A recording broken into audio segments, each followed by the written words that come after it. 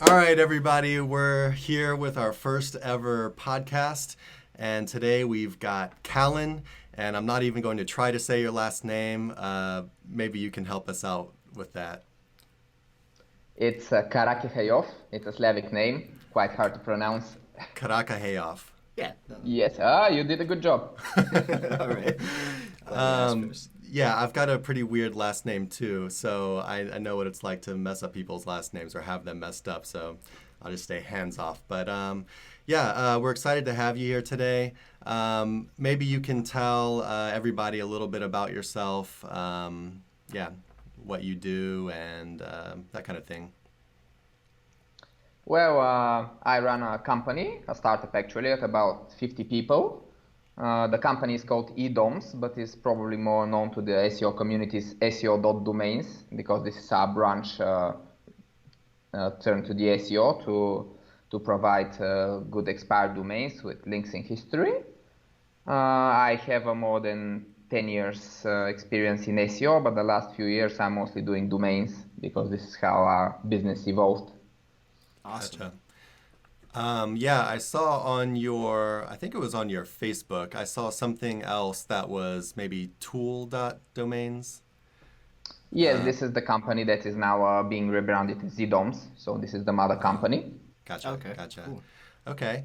I guess you pretty much stay busy your day to day just doing company stuff, doing stuff with SEO domains. Well, yeah, I have a lot of responsibilities, mostly managing people these days because I have about 30 people under my direct management. Right. But I also do a lot of technical stuff, a lot of evaluation of domains in regards to SEO, backlink profiles, and also a lot of things in the domain industry about domain catching. Right. You've been in SEO for about 10 years. About how long before you jumped from, I feel like whenever we jump into SEO, whenever we're getting started, we start to branch out in a bunch of different directions. What we come to find is we specialize in one specific thing and then we kind of run with that and build a business off it. For me, it was PBN building. So for you, getting started in SEO, what kind of drew you into the industry? And then how did you end up getting into, procuring domains as your main point of business?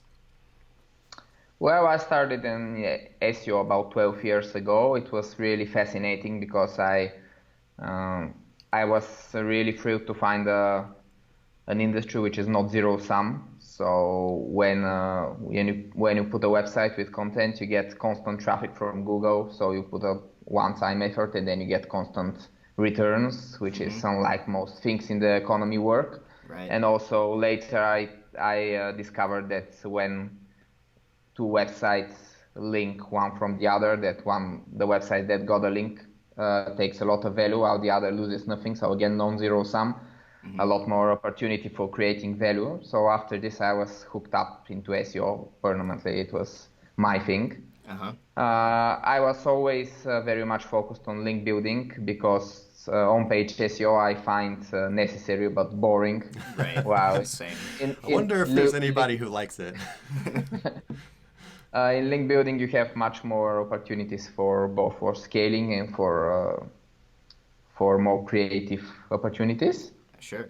So I'm a fan of scaling. I did a lot of PBNs, but 6 years ago, our PBNs, about 2,000 websites, got massively hit by Google. It was back in the days where people didn't protect their PBNs a lot, Right. with different WHOIS and IPs and all of that. So we didn't take the necessary precautions and we got hit. But this turned out to be quite a good thing, because then we decided, okay, if PBNs are not for a lifetime, maybe we should have a constant feed of good domains if Right. PBNs got hit, so we can replace them easily with new ones. And that's how I started moving into domains.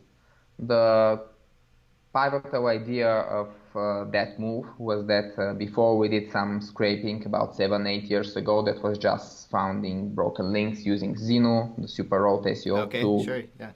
And we did find some domains, but never super good ones. And then we started thinking in the direction of what if we knew from advance all the domains that exist, then we won't have to do all this exhaustive crawling only to find a very small part of them. Right.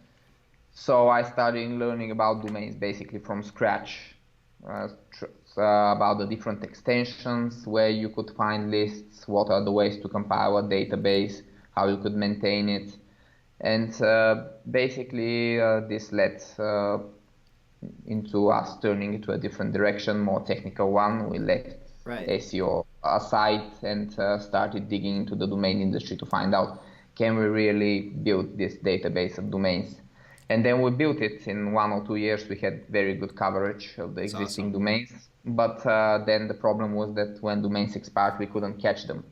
Okay. And so the next few years were building up a catching system, building up monitoring systems, buying servers, buying accreditation, partnering up, integrating APIs, and this continues to this day. And right now we are sending, I think, about 20 million drop catching queries a day via APIs. That's amazing. That's that's wild. Now, you seem like a very technical guy.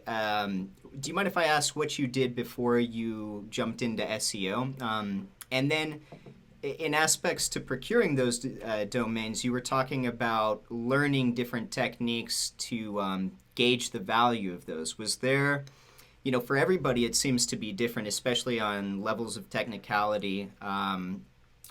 Was there specific schools you went to, or were you just kind of searching all over the internet for these answers and then testing what actually worked whenever it came to procuring these domains?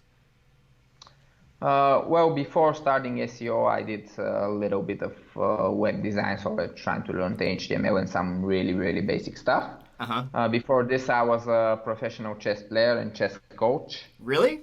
This was really fun, yes. But that's awesome. It involved a lot of traveling, and it was clear that it couldn't sustain my life, all my life doing that. So it was more like a youngster thing. And when I got to out of university and decided to settle down a bit, then I started doing the web stuff, quite quickly turned into SEO, and I basically self-taught. I learned everything. Online testing, I had a few chess websites, so I had some material to test with. The first website that I ever did SEO on went out of Google for 6 months. The way it is, right? I did over optimization or something. I don't know exactly, but it just gotta learn somehow.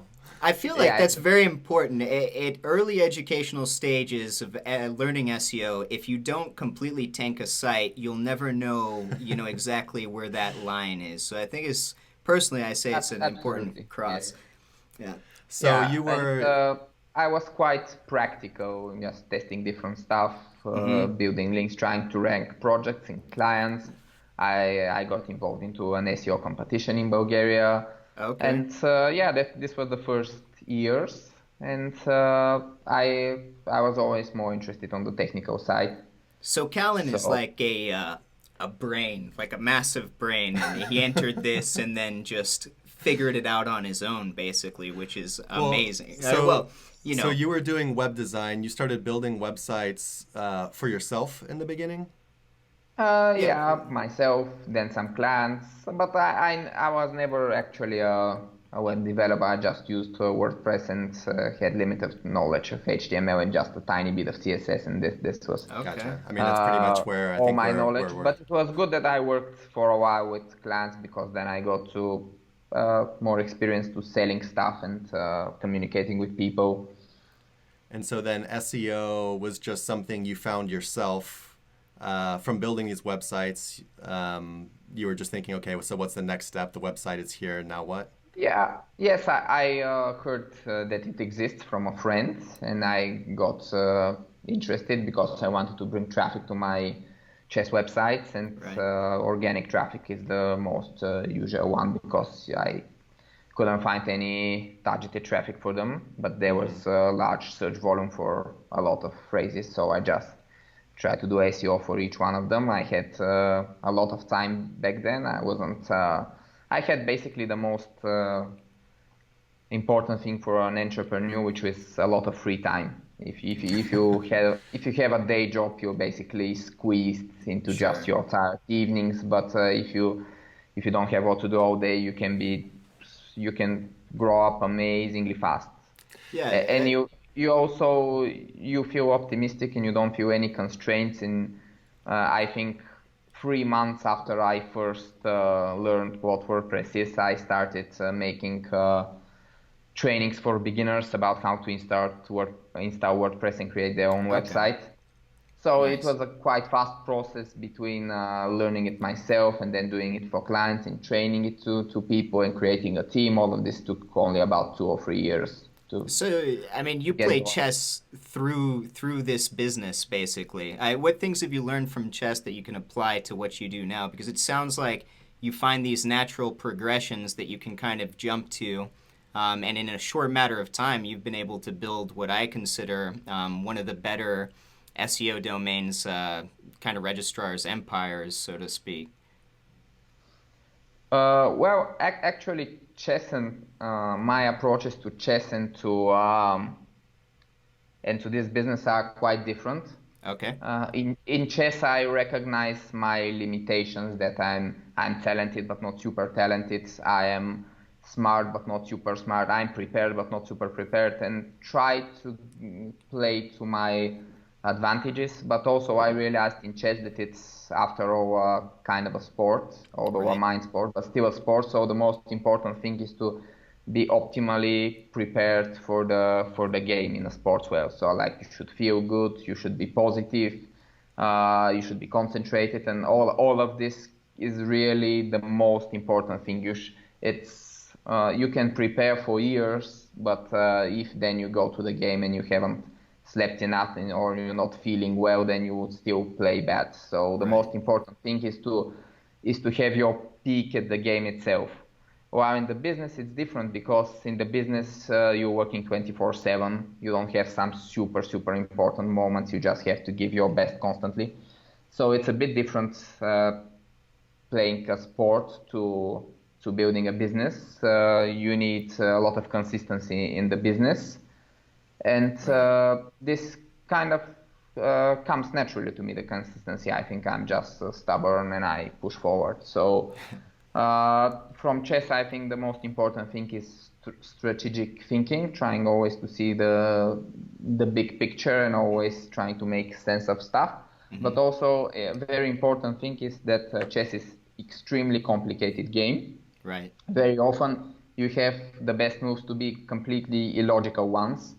So it's when you play chess, you try to make sense of things, but sometimes you should accept that you cannot find the best move. You should just settle with something okay, because you feel that the position is too complicated.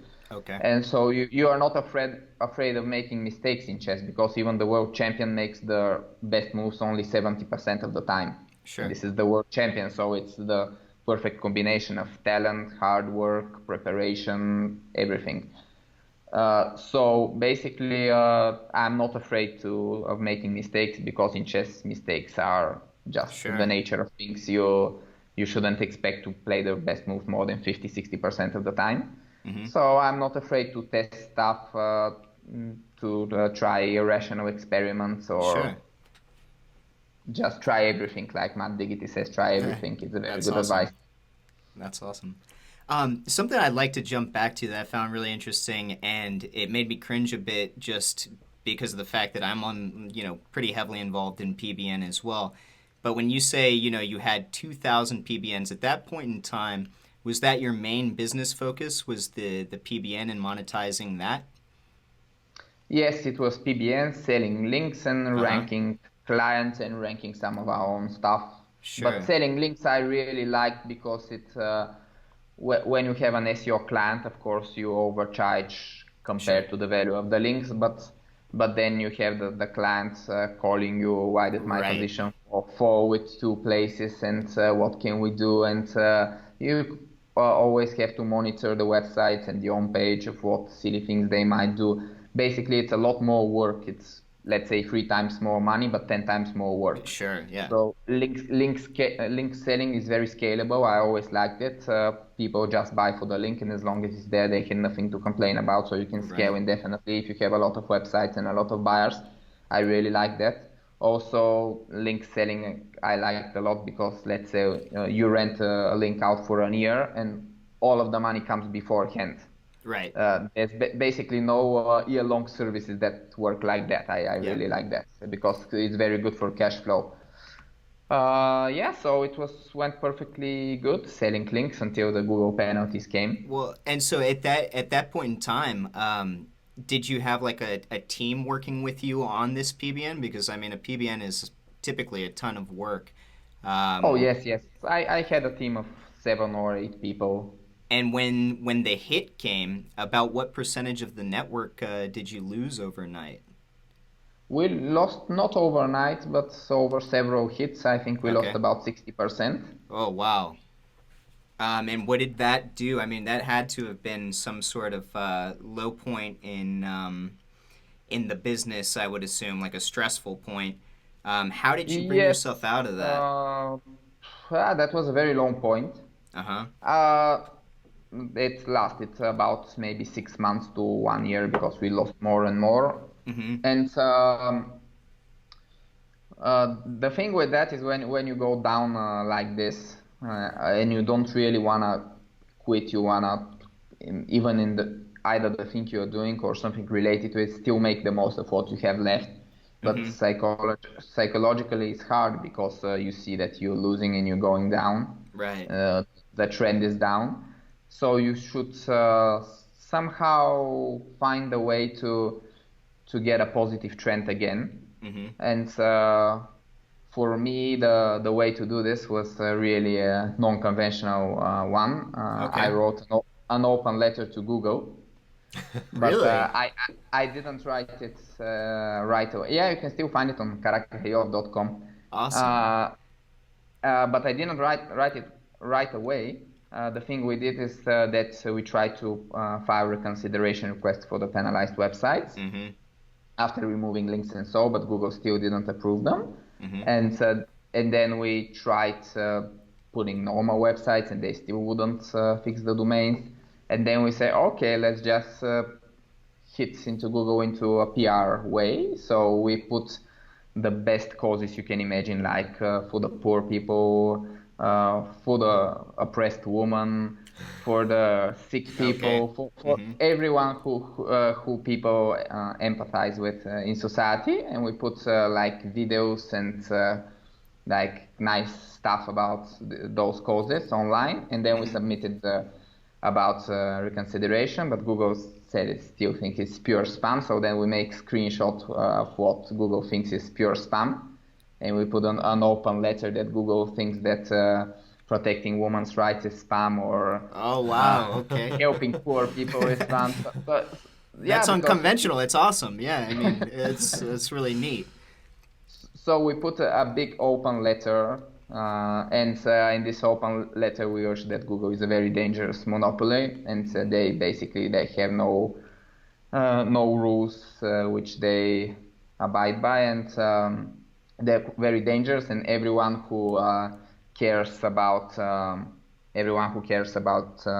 hitting Google as a monopoly should install an ad blocker and tell all their friends to do so and make this viral. And if only 1% of people install an ad block in the browser, Google will lose $1 billion a year.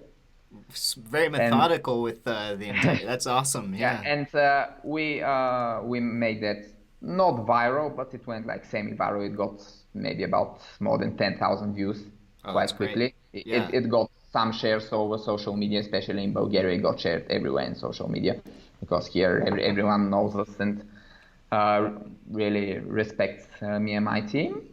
So interesting thing, after this, there were no more penalties. I got no response from people, but there were no more penalties. It may have been accidental.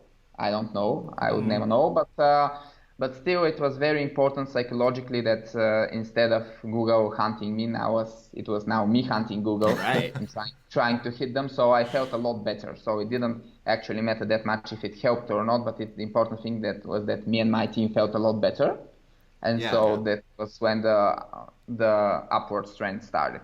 That's Yeah, awesome. you I were mean, being I'm proactive. getting goosebumps about the story just because it's so exciting to hear somebody go after the big guy like that. You know, it's a David and Goliath story, and I love Yeah, that about SEO.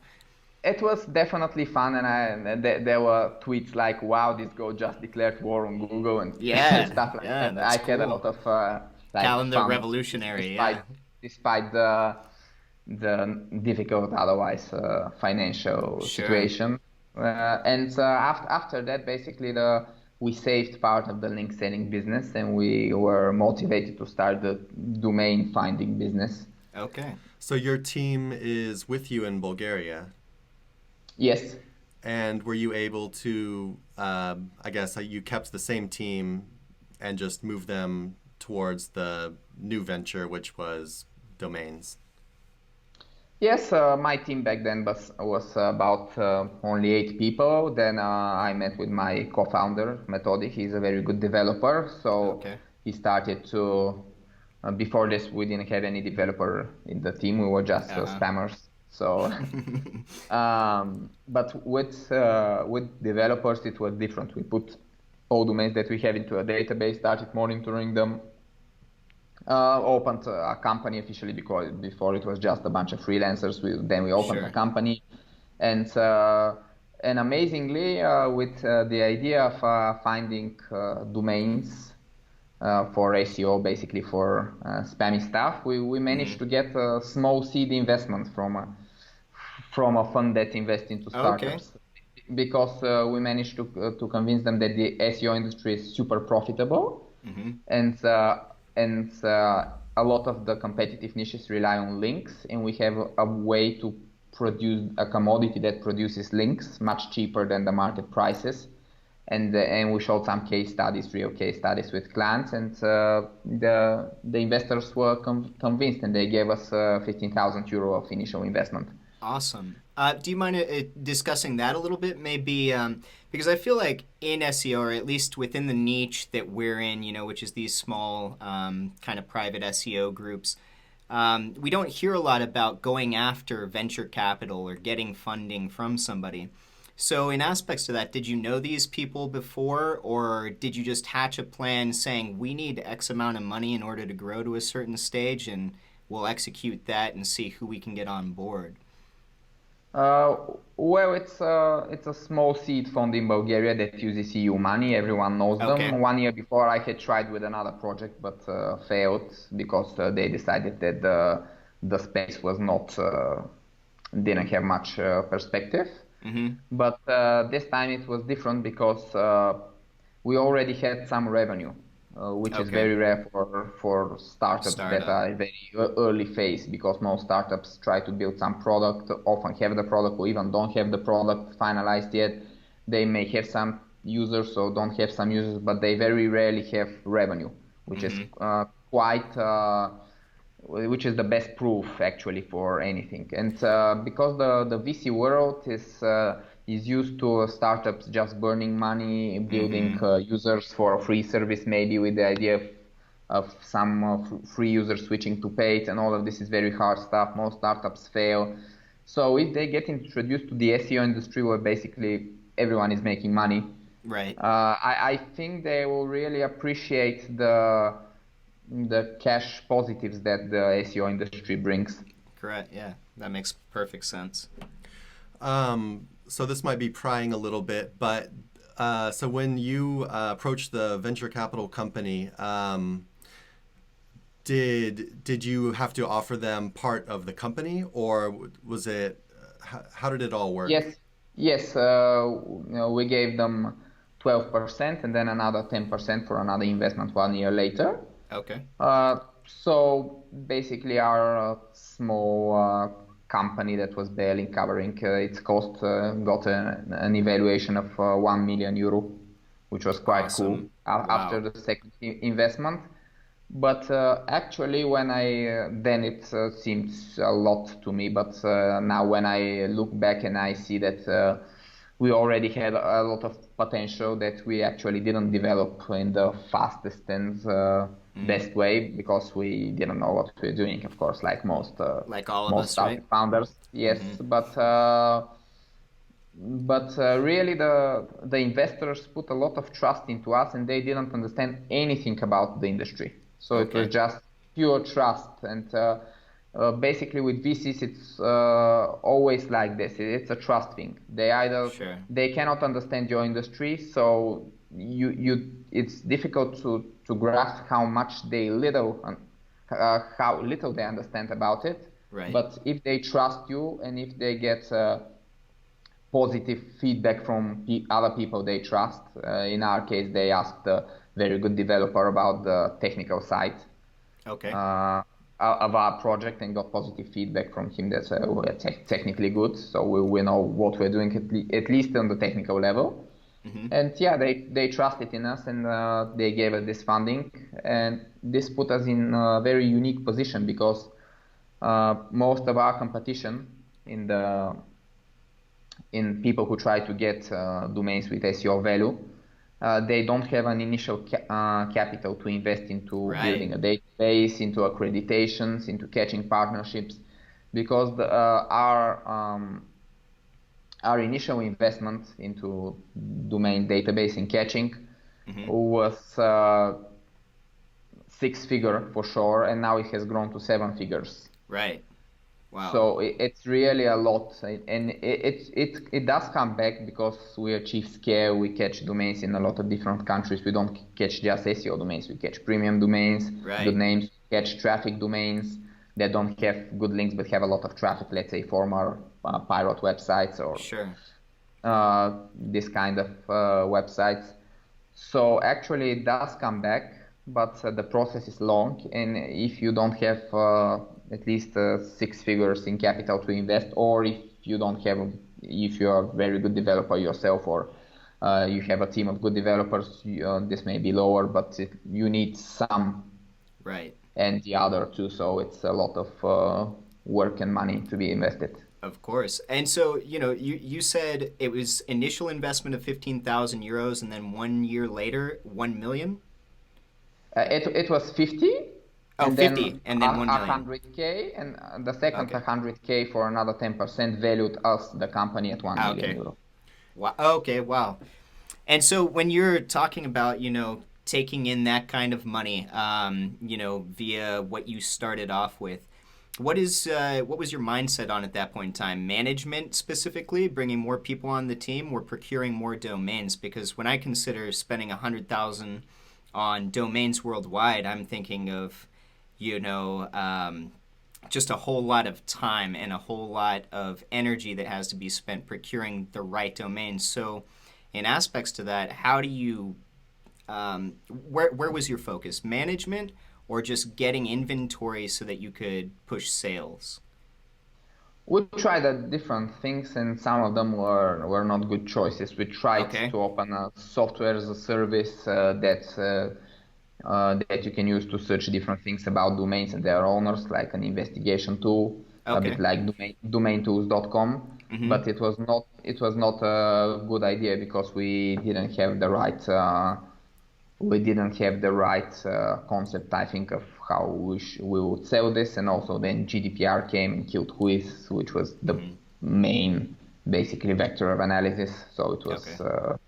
it was a killer blow for such projects. Mm-hmm. But the things that worked before, like selling links and basically getting easy cash, it worked after with buying domains and then selling them, buying and selling and catching better domains and selling those. And country by country, we discovered that the competition is not as big as it seemed when you really got into how the things work. Mm-hmm. So, for example, we would say, okay, let's today investigate Serbia domains. They have good domains that drop with good links. They drop into this day, this hour. How can we catch in real time what investments do we have to make, what partnerships should we make. For the most important best domains, are there local websites that offer backorder services? Is there anyone who needs such domains from our clients? And a lot of different stuff. Now we are building a wiki for the domains for internal use, and we have 80 fields for each TLD. So there are 80 things that we research and save for each TLD, from very stupid stuff like do they have 1 or 2 letter domains, which are obviously valuable, to really complex stuff like who is limits and how can we get all the data, is there access to the complete list of domains, and a lot of really annoying technical domain knowledge that you cannot, there's no one to ask basically for. You can ask different details, but there's no one to ask for all of it. You get to discover and compile your own. But this is really a great space to be, because it kills the competition. Because if you need one thing with which you can kill all the competition in space, is when things are boring and uncertain. So there's the two killer blows, like make a field uncertain and boring, and there will be no competition in it, even if it takes you an hour to earn $1,000. Right. So the domain names are extremely boring. I think most of you would agree on this. The names themselves, sure, yeah, it is the hunt behind the domain itself that I always found interesting, kind of like archaeology. The hunt is interesting, but when you get into the technical details, it's boring stuff again. Sure. It's like how many checks can you make against an API until you get blocked, and so, stuff like that. Is your hunt primarily software based, or do you guys do any do you have manual review teams or anything like that for what you're looking for on the back end? It is software based, but we mostly work with country domains, CCTLDs. They're quite messy, so sometimes they don't follow their own rules. For example, domains may expire earlier or later than it should be officially. So we have a lot of like QA work going on, checking if the software works, if everything is okay, people comparing lists to see if everything is as planned. But we have a lot of manual work with evaluating, because evaluating cannot automate. Well, and you're hunting a bunch of different CCTLDs. So how do you go about, like with the language barriers? Do you have, different criteria in different languages that you're looking for? Or how do you go about that? Because I know you've got like Greek domains, Serbian domains, any number of different places. Yes, we work in every country that is profitable. And actually, the interesting stuff is that it's not about language that much. It's about internet culture. Okay. So, for example, an internet culture comes from a lot of things: the mindset of the people, the online community, the cost of the domains. For example, in Bulgaria, the local domain .bg costs 30 euro, which is a lot. So there are no spammers on .bg. They use .com, .eu, and other domains. So the .bg space is quite clean. There's not a lot of spam. Okay. But if you go into the Czech Republic, where the domains cost 4 euro, and you will find that there are so many directories and catalogs and other parasite websites made by SEO spammers that and so many exchanged links between websites, like huge footers with a lot of exchange link and stuff like this, or link pages where people exchange links. So a lot of old school stuff. So you find that you cannot really trust your instincts, because you can see, okay, referring domains 150, trust low 20, but then it's all exchange links. Right. So it's all about culture. The link building works differently in different local markets. And in some places they use a lot of directories. In the others, let's say, a lot of articles. Some spaces are quite clean, and there's not actually a lot of SEO spam at all. Let's take Ireland. Sure. In Ireland, it's quite regulated to register a domain. So in Ireland, you don't have spam almost at all on IE domains. So basically, you can trust that all links that you see are genuine links. And there's a lot of different things in different countries, different kinds of spam. Basically, you should understand at least a bit the language to see, well, what is an article, what is a classified ads website, Right. what is a directory. You should know these keywords in all the languages you work, because you don't want to buy a domain and then it turns out it only has directories or Right. only paid articles. So how So are it's you more of going a culture through thing. how are you going through these backlink profiles on, their languages that you don't speak? How are you doing that? Just initially. Like when you're trying to determine if the backlink profile is spammy or not, and you're looking at all their links and it's in a foreign language, how are you making the determination? Well, you develop a feeling after some time, but basically before that you need to know a few different things. In each country, you should remember the website that have high DR, high DA, high metrics, but that anyone can put a link into. So like Right. blog platforms and all of those. So you don't value them highly. So if you see a DR80 link coming from one of those, you know it's just a blog platform. So you ignore it. You should know those. You should know uh, like typically spammy anchors in each main language, but basically you don't need to know the language, because Okay. a good website has most of the link with brand URL, and if you have a good feeling and instantly, let's say from the name of the domain or the first links, you know this kind of domain what it was. Let's say it was a news website, and you guess this in the first 5 seconds, then you know how a news website's link profile should be.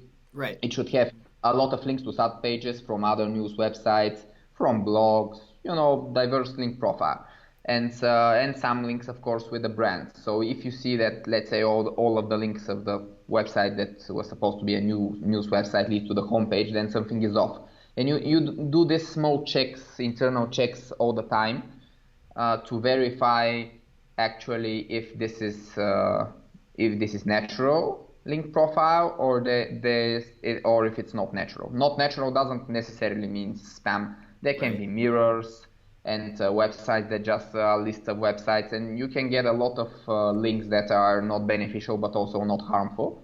But your main idea is to see if there's any really harmful links like anchor spam, Sure. or if there are neutral links and positive. How much are the positive and how much are the neutral, because you value the domain only based on the positive ones. Okay. Right.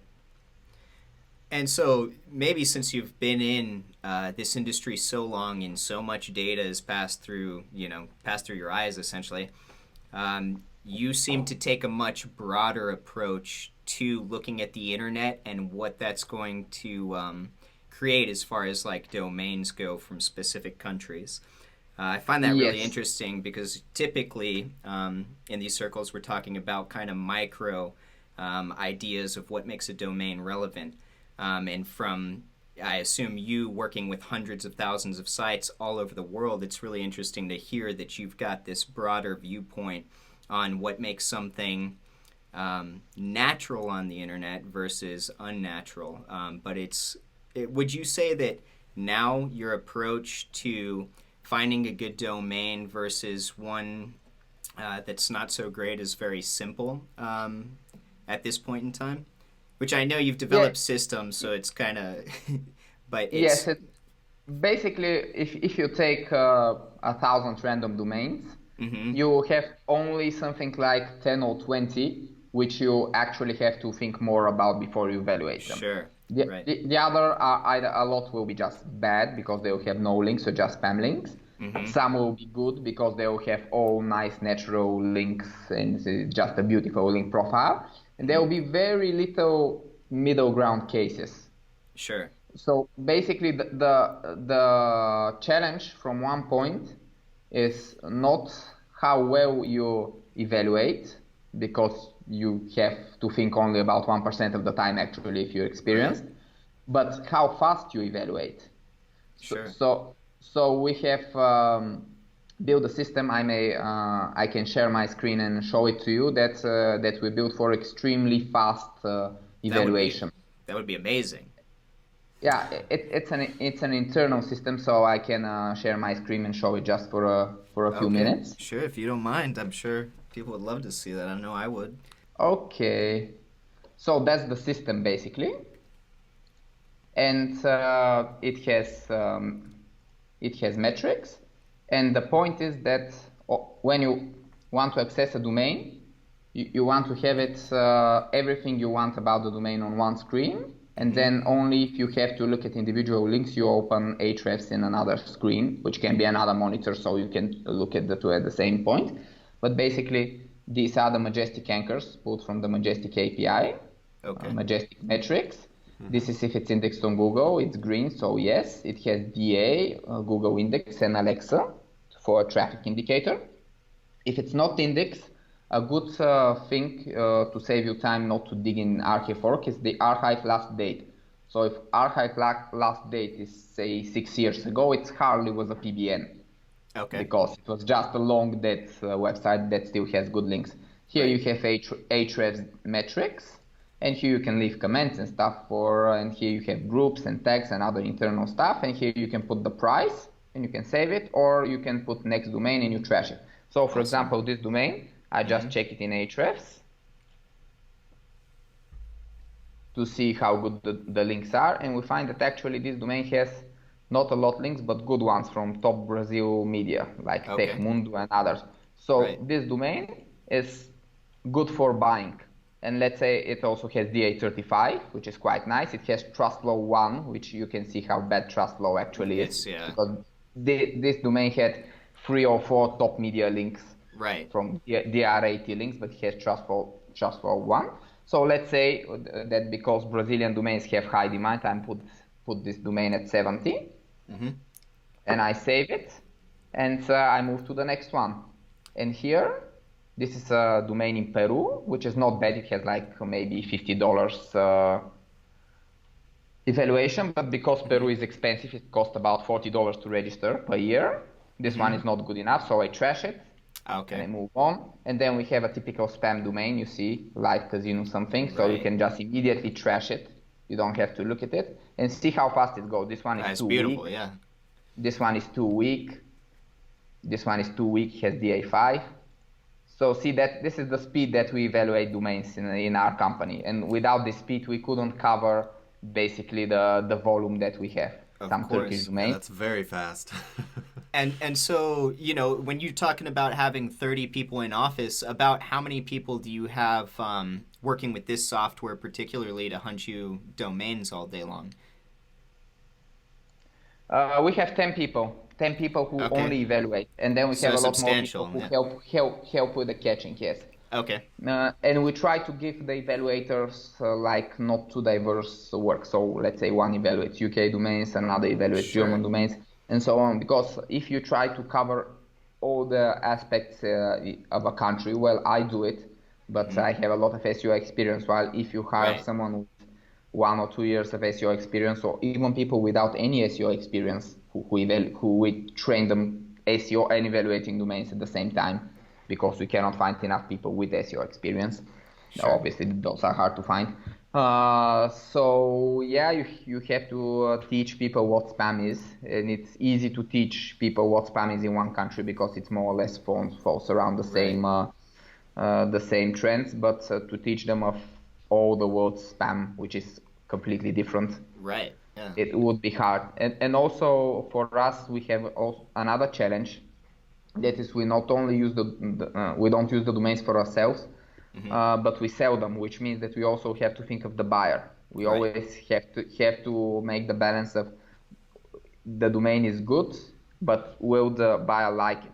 Or this domain is bad, but maybe some buyer will still want it because it may be a spam casino domain, but it will have small leftovers of casino traffic, which are extremely valuable for certain buyers, of course. So it's always a trade-off between quality of the link profile.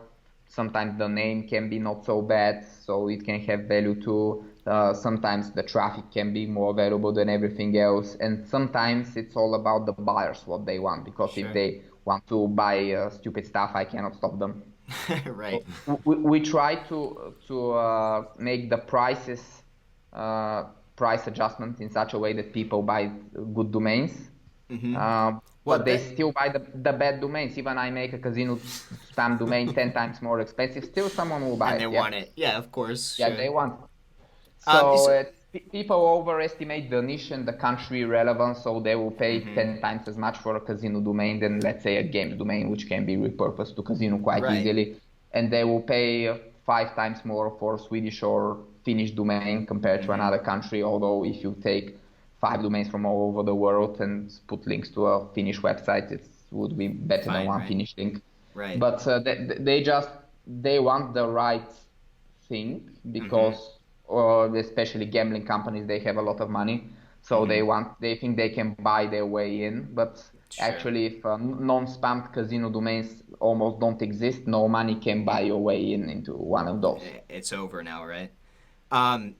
So, something I'm interested in aspects to what you're talking about is how you price domains in and of itself. So these 10 employees that you have, do they price domains, or is there like a management team that's in charge of that? And then it seems like, we talk about it, it's so just out in the open what domains are worth, or how you're going to purpose them, or what somebody is willing to pay for them. So how, especially since you've got this giant list of 10,000 plus domains, how do you go about deciding this one's going to be priced at $70, this one's going to be priced at $10,000? What's the main things you look for? Before we had a very simple approach to pricing. We try to price according to the value that we thought the domain has. Okay, it has this link, so this price. And in time we realized that this is wrong business-wise, because if you look at domains, they are unique. Each domain only needs one buyer. One buyer may buy many domains, but each domain will be bought only by one buyer.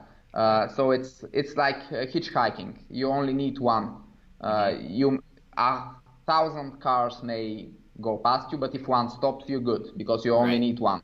So that should be the approach of selling domains. You want most domains sold, but you only need one buyer. So if you have a domain at a price where 2 or more buyers are ready to buy it, you already lost. The price should have been higher. Okay, sure.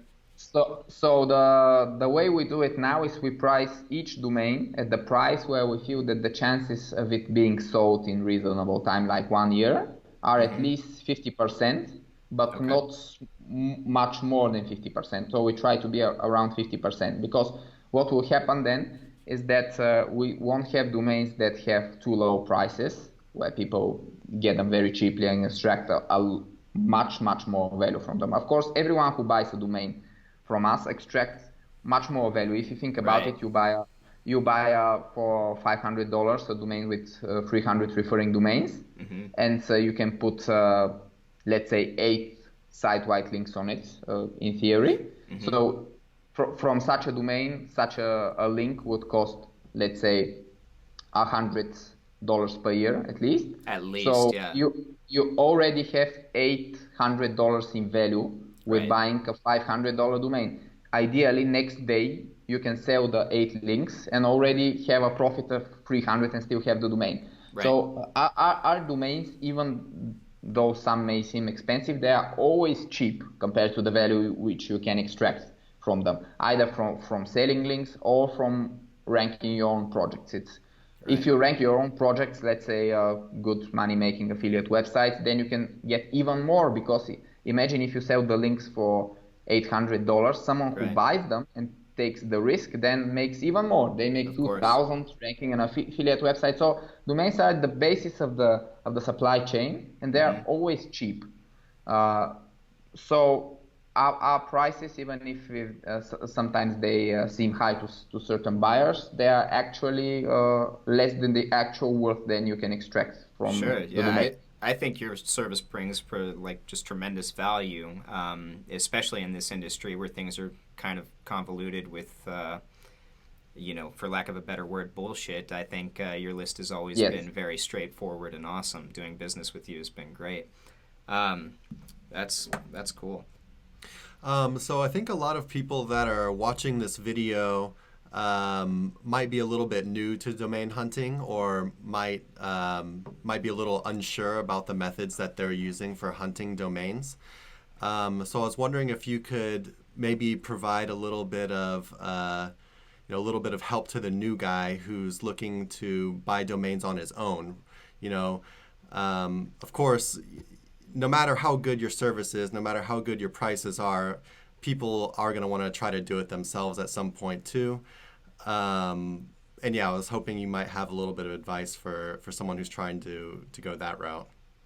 Well, of course, we don't want to discourage people to try their own. I'm always a fan of few people who are trying to at least try doing something on their own, so they can see the specific of it, the way it works. So then, even if you buy it, then you know what you buy. Because if you just go into this and let's say you start PBS now and you start buying domains, you don't know what you're buying. Yeah. You don't know if you buy the right domains.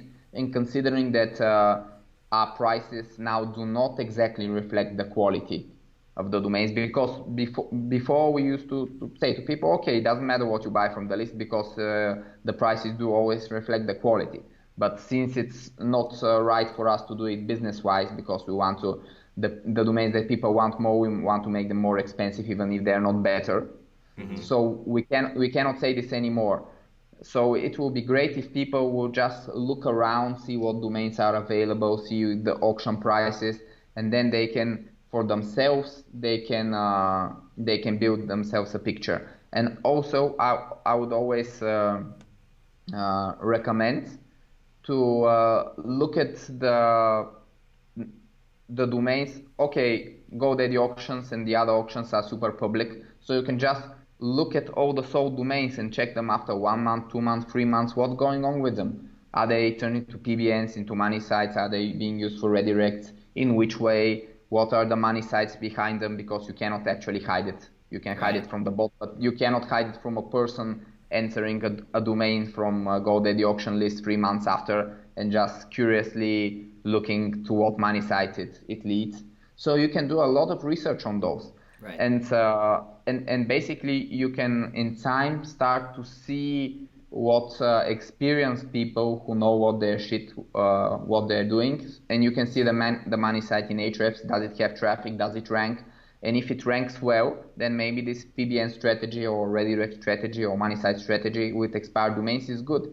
And then you can actually see and investigate what domains they are that give the most value.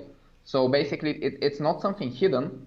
You can, most of the sales of domains that happen even with domains with links are public. So you can actually monitor, you can see what's going on, and you can learn from other people's mistakes instead of making them your own, because it will be quite expensive mistakes to use an expensive auction domain in a wrong way and butter up your money site.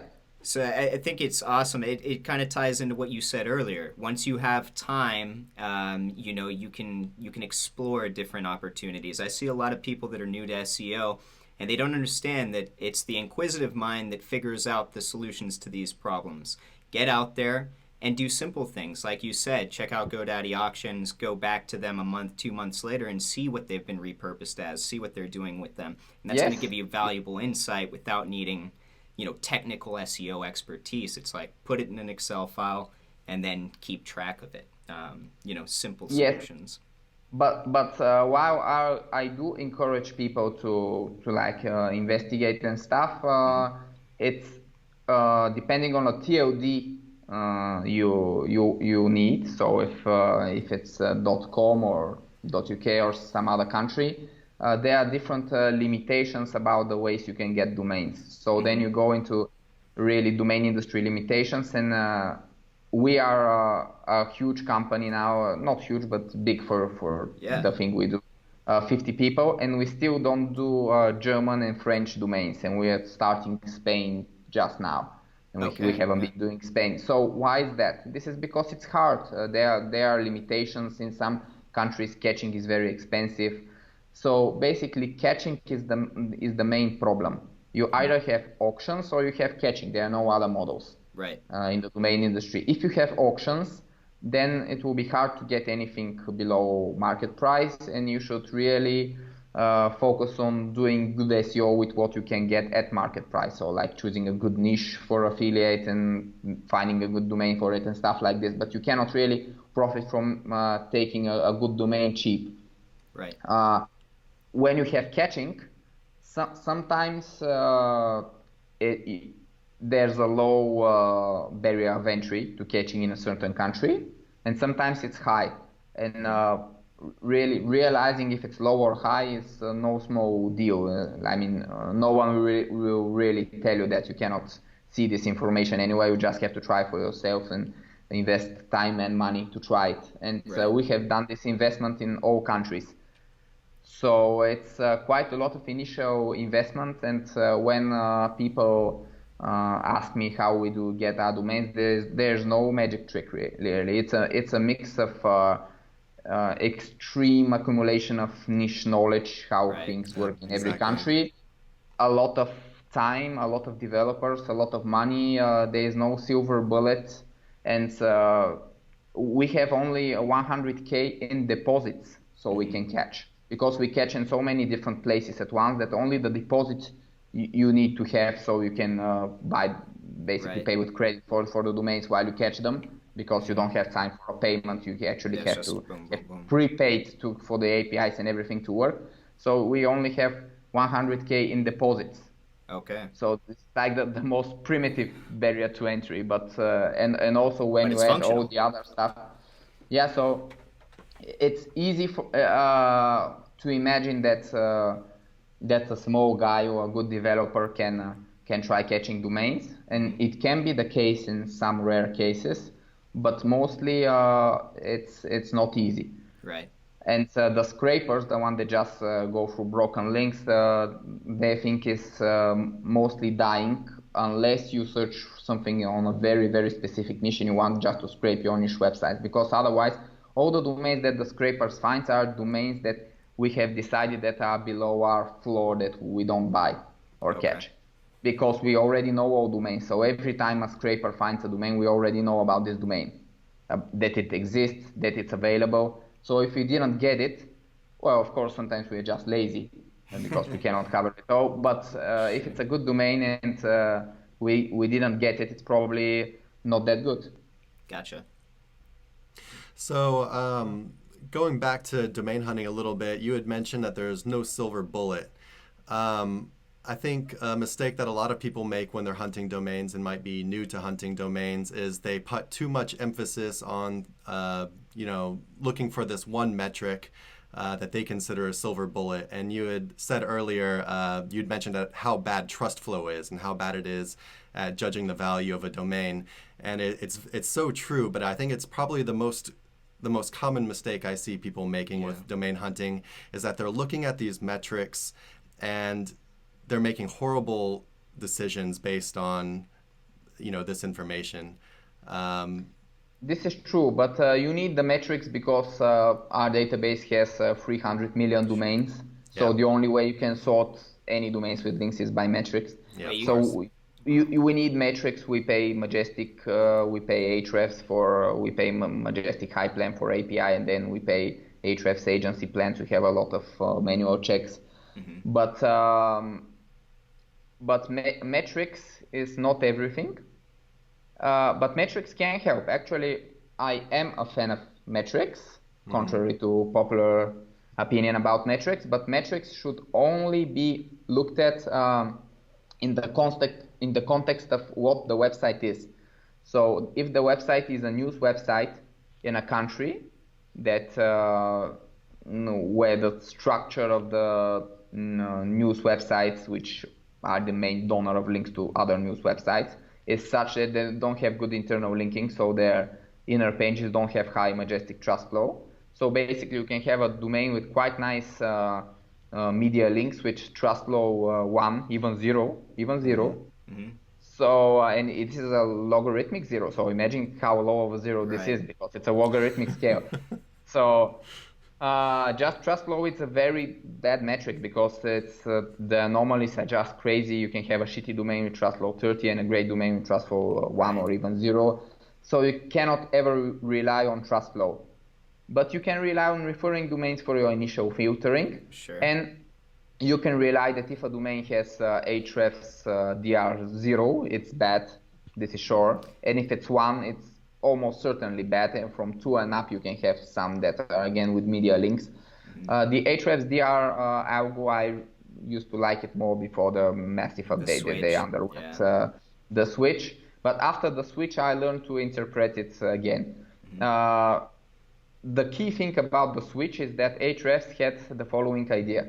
Okay, most spammy websites like directories, hacked websites, forum, unprotected blog comments, and all of those, what is the common thing? They all have a lot of external links across the whole domain, so not necessarily the page. A directory may have a single listing page with only one link to the website, but the domain, across the domain, they always have a lot of outgoing. So hrefs said, okay, let's divide the power of the link from this web page to the number of links for the whole domain, the outgoing links. And then we kill off the spam. Spam will never again increase dr. Okay, smart idea. But then the media also have a lot of outgoing links. Right. Let's say BBC has links to 10 million domains or something. So then they also kill the value of the media links. And all of the domains that you search for with trusted media links like BBC, they have very low dr now, if they have only those and no else. So you should interpret the dr metric according to whether the website has mostly media links or mostly other links. Or of course, if it's a web design studio that make 3 small websites, but their only outgoing link is the footer link to the web design studio, then you have dr30 with basically almost 0 value. So you always remember what you divide by. And then you can get back to looking at hrefs dr, because if you look at out of context, it may seem a mess, but if you looked at in the context of what the website is and its main link sources, then you can actually look at metrics. Gotcha. Trust flow, but trust flow is really messy. Like nothing will help you interpret trust flow, not even context. So your main sources should be DA, which is quite stable, DR in context, and referring domains. And trust flow you should never use unless you see if it's a ton of referring domains and trust flow 1, then it's bad. But if it's trust flow 1 and 50 domains, it may be good. So it's a bit paradoxical. Sure.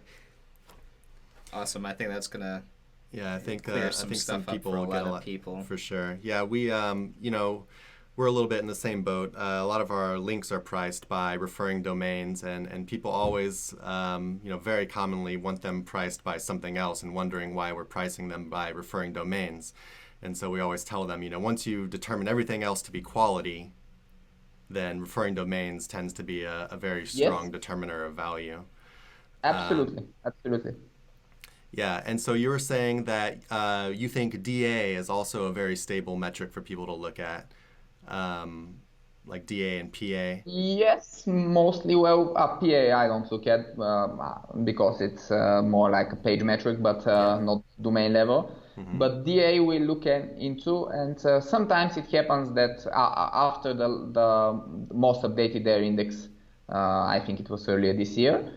After this update, it happens that websites that are not so good get between DA 25, 30, but it's hard to get more than 30 without being a good website. But most importantly, it's hard to be below 15 and not be very shitty. Gotcha. So this really helps evaluate, because sometimes there are mirrors and sometimes they confuse majestic or hrefs, but if the DA is below 15, then basically it's a weak domain. Gotcha. And one more question about when you're looking at the backlink profile of a domain. We've talked about referring domains and some other metrics, and I also, you showed us that you're looking at the domains that are linking to that domain. But do you, aside from looking at the domain that the link is coming from, do you look for relevance in any other way? Are you looking at, keywords and linking page titles, things like that, interpage URLs, or are you mainly just looking at the domain the link is coming from? We try to look at the links mostly to determine what the website was about when we evaluate a domain. because actually it's easier to see what the website was about based on the link than based on archive.org, which is super slow. Mm-hmm. So the links you look at anyway, so you can check the links. But as our domains have almost entirely natural links, it's actually they're always relevant. A natural link is always relevant. There cannot be a natural link that is not relevant. Mm-hmm. Because someone puts it there as a genuine recommendation for something, so it's always relevant. Even if the website is about something else, there's always some connection, right? Because it's a natural link. So the domains with natural links, they have 100% relevancy because it's how it works. Right. Gotcha. Do you have any more questions? Well, basically, I think I'd like to hear, and I think the viewers like to hear a little bit more about SEO domains as well. You know, we've covered the fact that you've got, did you say 300,000 sites in inventory? We have 300 million websites in the 300 database. Million. Okay. Yeah. So data on 300. That's insane. Yeah. And we monitor those. Mm-hmm. And when they go near expiration, we do the evaluation process. We decide after which which ones we are going to catch. Then we do priorities, because sometimes it's worth bidding in an auction, and other times it's not. Sometimes it's worth placing an expensive backorder, and other times it's just worth trying to catch the domains yourself for cheap. Sure. But our catching ourselves for cheap is like 1 second or something delay. Right. So it's like it's not that we leave it to the scrapers. If we want it, we want it, and we either get it or someone with better technology or more investments gets it. But a domain that we chose to catch will never get into scrapers' hands ever. So in aspects to being a registrar, you know, I would say you're probably pretty niche down as a registrar, correct? You're the only one really basing this off metrics that apply to the SEO community. I mean, there's not many of y'all out there at this level, is there? We are a registrar. Actually, in some TODs, we are registrar more than once. So we have, I think, about 50 accreditations across different TODs mixed. Okay.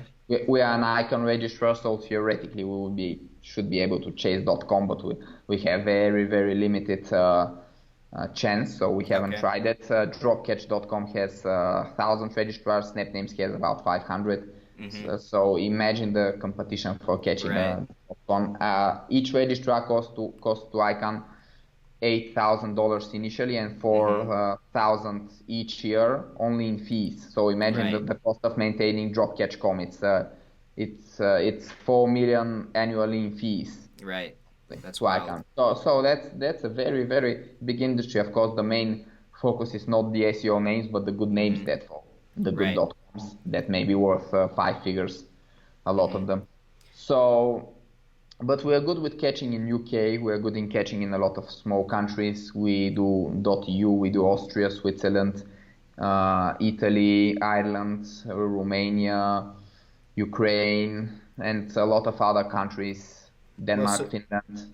Currently, it's 50 employees hunting worldwide.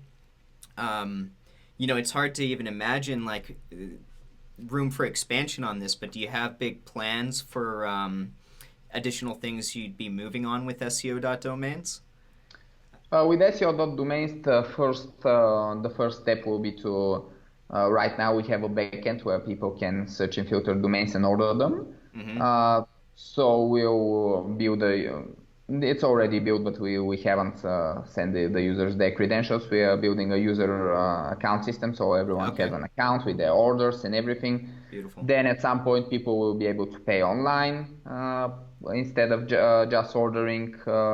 We don't want people to pay online right now because sometimes stuff can happen with people buying a domain and then deciding to that they don't want the exact domain because of all the CCTLD restrictions. And there are some cases. But after we get a good process, we'll have online payments. Then we'll have an affiliate program. I'm sure that this will make a lot of people happy. Very. And the next big step is that we'll have a domain management system. We are registrar, so when we get the right software in place and the right processes, after you order a domain, you'll be able to just receive the domain in your account with us and have no hassle, no pushes, no transfers, just immediately being able to manage your name servers. Cool.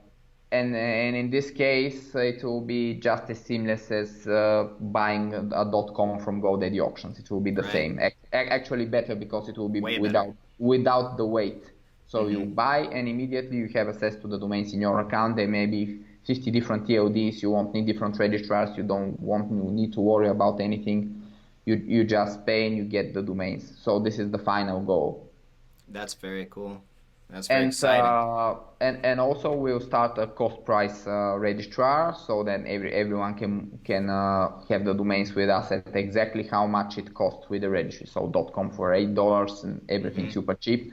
And apart from the cost price register, we'll always also open a marketplace, which will be great for someone who has domains with good names but doesn't know the right way to put them for sale. Sure. So right now there are a lot of such small domain owners who don't really want to go through the hassle to list the domains in marketplace and so on. So we'll make a registrar marketplace hybrid where you just transfer your domains in, and it gets listed in our marketplace, in every other marketplace, and you just get offers. You can counter offer, accept, and so on, and you can sell your domains with basically doing nothing. Very cool. And the nice part will be that since they are with us as registrar, after you sold the domain, you just get your money, and we take care of the transfer, because the domain is already with us. That's great. So, you said that's what the plans are for SEO domains, and correct me if I'm wrong, but it seemed like maybe Kalin's got some other things up his sleeve in aspects to other companies or other ventures maybe you're working on? Basically SEO Domains is not a company, it's just a brand of eDoms. So there's some of the stuff I told you is related to eDoms. But for SEO Domains, the best thing will be that people will be able to manage the domains they bought with us. Sure. Because right now they are often buying a domain, then they use bad registrars. ccTLDs are kind of a mess, so if you use bad registrars, it's never good. Right. So it's very important that you use the best possible registrars, and if we are a registrar, we can provide a great service that bypasses all the problems that ccTLDs are notorious for. Gotcha. Understood. So I guess we've been going a little bit over an hour now. We don't want to steal all your time, so I guess we'll start wrapping things up a little bit. I think someone in the audience might fall asleep or die. No, this has been from gold. too much domain stuff, so we can wrap it up and give them a chance to... Sure. I mean, in aspects to wrapping it up, just some basic questions. Yeah, I guess just a few last questions for you. If you could give, someone who doesn't know much about domains, that's looking to purchase domains for whatever reason, PBNs, 301s, money sites, whatever. If you could give them one piece of advice, what would that be? Oh, just one. Yes, right. Yeah, just one concise piece of advice. The step in the right direction. Well, if they're starting now, I would say I'll just start slow and learn from your own results and mistakes and so on. Or if you wanna start big because you're under pressure for some reason, let's say you work in a company and your boss say, okay, we're starting doing 1,000 websites PBN, you just ask people for help. So there are a lot of people who have some experience in this, ask people for help that are actually doing it. Don't just read stuff online, because especially about picking domains, the stuff that's online is mostly either nowhere or it's very shallow.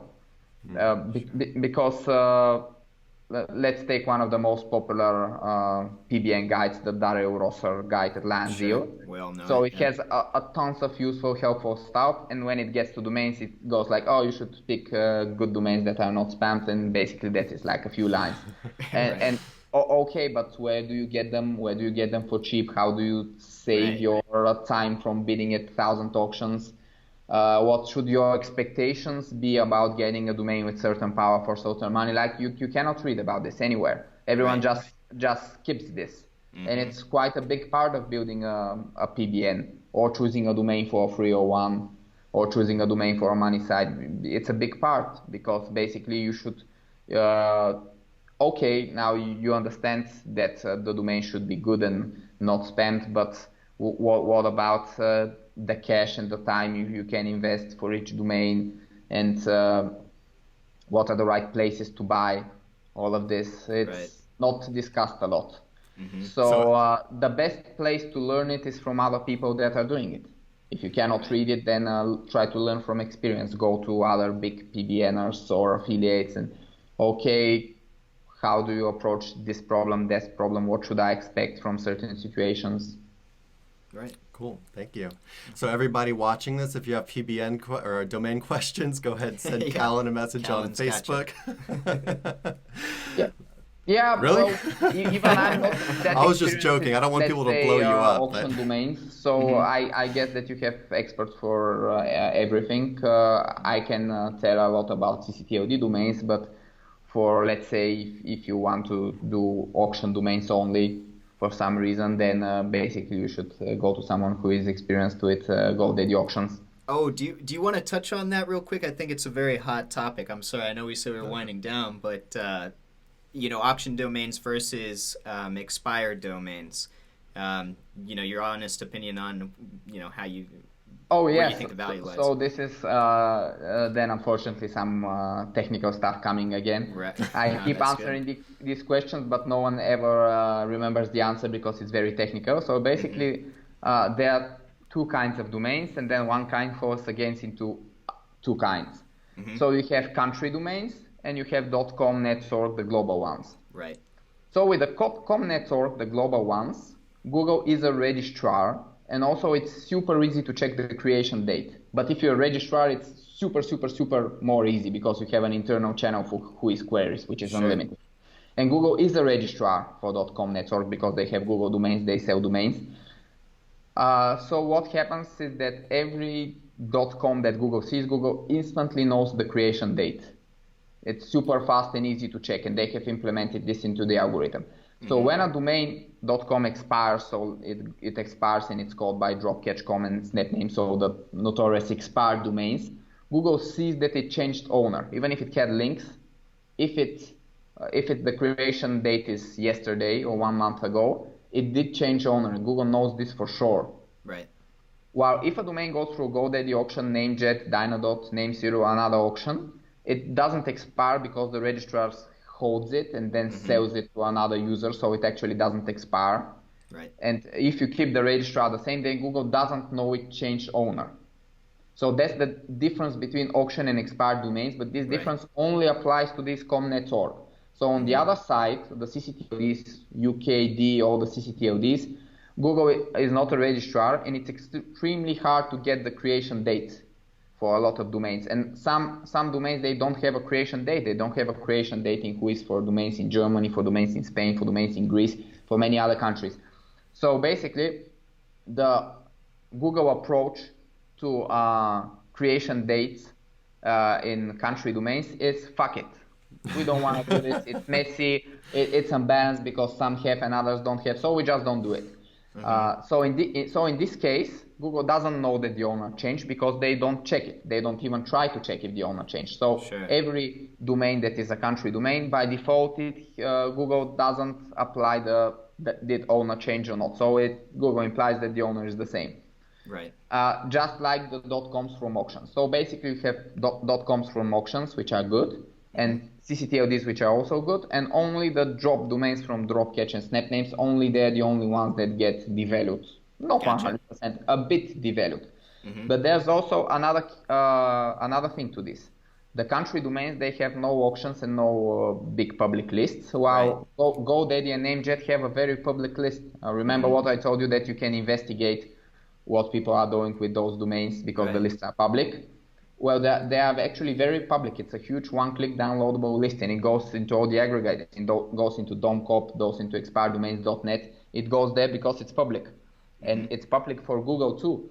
So every domain that enters GoDaddy auction, Google for now doesn't put this as a flag that the owner might have changed and it might be a potential PBN in the future.